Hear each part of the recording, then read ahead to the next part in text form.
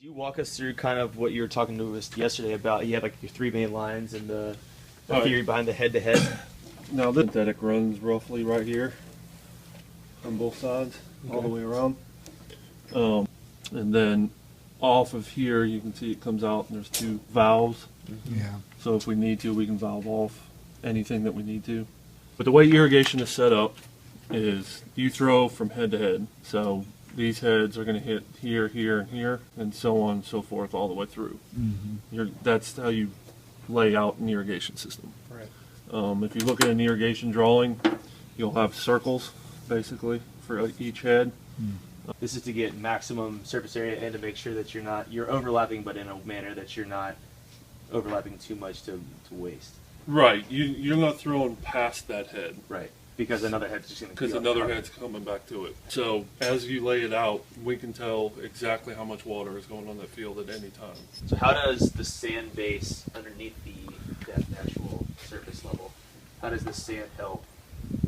Sand, what sand does for you, one, it's a better growing medium. It's more consistent. And then the other thing that it does is we know the perk rate. All of sand,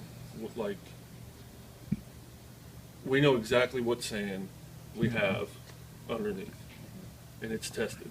And I think the perk rate on the sand that we use for Death Valley is an inch an hour, something like that.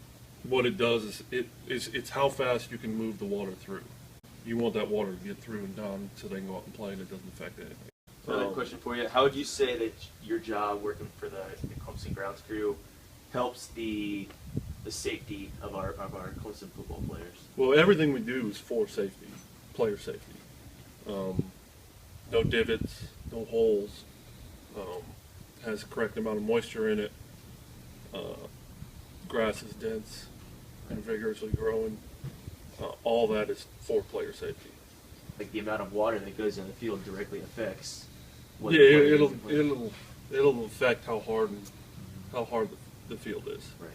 I mean, there's obviously other things you have to do to stop compaction, aerifications. That loosens up your base, which relieves compaction, and that's what you're trying to do. And obviously the moisture level in it is also going to help. So all that in conjunction is what helps. You know, so when somebody gets tackled and slams to the ground, it's not like hitting a concrete block. You want everything to flow. You know, taking care of thatch, which is an organic layer that builds up. A lot of verticutting will take that out, help take that out. Yeah, your clip-ins and stuff like that. And then the higher thatch layer, the less water that moves through it. The water sits in the thatch layer, promotes disease. So now you're spending money on fungicides more to get rid of diseases that are in the thatch layer. So it's really important to have a well-maintained operation. Yeah, I mean, there's everything has to stay in balance. You have to keep everything as newish as you can. Right. Another thing, and you did say that your irrigation system is all computer monitored, so we don't have guys just going out and making turning on sprinkler systems. It's all it's all computer monitored.